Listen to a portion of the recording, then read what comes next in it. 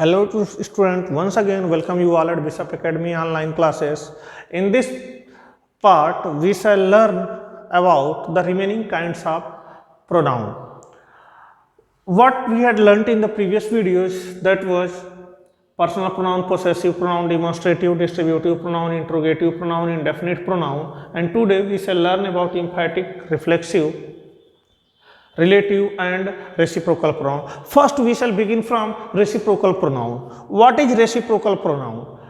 The pronoun that indicates that two or more people carry out an action and receive its effect at the same time, means दो या उससे ज़्यादा person जो एक साथ action करते हैं और उसका इफेक्ट भी क्या है सेम टाइम रिसीव करते हैं, और इन्हीं पर्सन्स के लिए यूज किया गया प्रोनाउन क्या होता है, वह रेसिप्रोकल प्रोनाउन होता है. रेसिप्रोकल मीन्स होता है एक दूसरे के लिए, एक दूसरे के लिए. Like Rohan and Ravi always help one another. तो यहाँ रोहन एंड रवि दो पर्सन है और यूज किया गया किसका, वन अनदर, एक दूसरे की.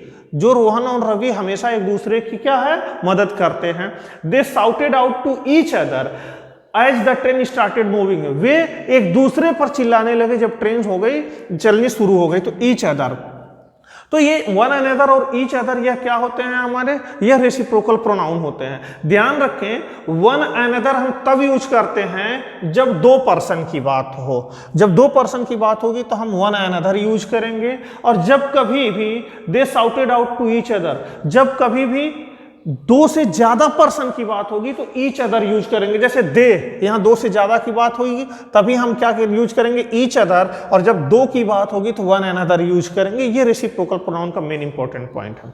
इसके बाद से आते हैं हमारा रिलेटिव प्रोनाउन. रिलेटिव प्रोनाउन है क्या, this refers a noun that comes before a group of words that follows. अब रिलेटिव प्रोनाउन क्या होते हैं, वह रिलेटिव प्रोनाउन किसी नाउन के बाद यूज होते हैं जिस नाउन के को ये रेफर कर रहे होते हैं. यानी कि क्या होते हैं, रिलेटिव प्रोनाउन ऑलवेज अपने एंटीसीडेंट नाउन के साथ ही यूज होता है. अब यहाँ पे देखो एग्जांपल क्या है, the boy who is sitting in the garden is my brother. यहाँ पे बात हो रही है द बॉय, ये बॉय है. बात करिए हु इज सिटिंग, जो कि बैठा हुआ है. तो यहाँ हु यह प्रोनाउन है जो कि यूज किसके लिए हुआ, इस बॉय के लिए हुआ है, इसलिए यह रिलेटिव प्रोनाउन है. तो यह जो नाउन है यह एंटीसीडेंट है और यह क्या है, उसका प्रोनाउन है. तो रिलेटिव प्रोनाउन, तो रिलेटिव प्रोनाउन ऑलवेज अपने एंटीसीडेंट यानी जो इसके पहले यूज हुआ नाउन है उसके साथ ऑलवेज यूज होता है. Payal is the girl who won the first prize. यहाँ पे हु, यहाँ पर भी क्या है, हु है. पायल इज द गर्ल, यहाँ पे गर्ल क्या है, यह नाउन है जो एंटीसीडेंट है. तो यह जो है इसके साथ ही रिलेटिव प्रोनाउन यूज हुआ है. Give me the book which I gave you yesterday. अब मैंने क्या कहा, give me the book which I gave you yesterday, मुझे वो बुक दो जो मैंने तुम्हें कल दिया था.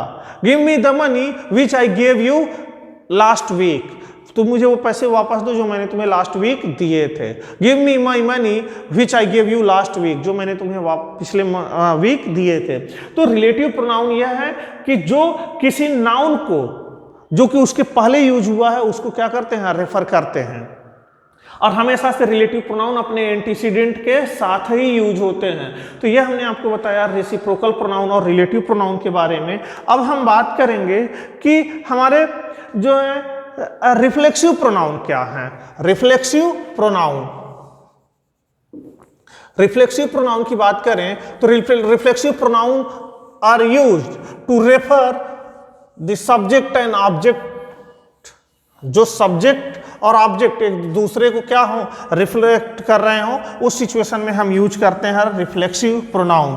और इस सिचुएशन में मींस जब कभी भी हम जहां पे सब्जेक्ट ही क्या होता है, ऑब्जेक्ट का भी वर्क करता है, वहीं पर हमारा रिफ्लेक्सिव प्रोनाउन होता है. रिफ्लेक्सिव प्रोनाउन, तो रिफ्लेक्सिव प्रोनाउंस हैं क्या, reflexive pronouns these are used to refer same person or things. जो same person or things means whether the subject and object is the same person. It means when the subject and object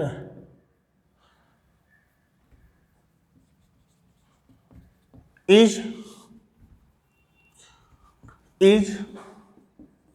the same person. तो इस situation में जहां पे हमारा subject और object same एक ही व्यक्ति हो, उस केस में हम बात करते हैं तो हम यूज करते हैं रिफ्लेक्सिव प्रोनाउन। और इस सिचुएशन में एग्जांपल्स क्या है, सी हर्ट हरसेल्फ, लाइक सी हर्ट हरसेल्फ। अब यहां पे हरसेल्फ यह रिफ्लेक्सिव प्रोनाउन है, क्यों? क्योंकि यहां सी सब्जेक्ट है, उसने खुद को चोटिल कर लिया, यह यहां पे हरसेल्फ है।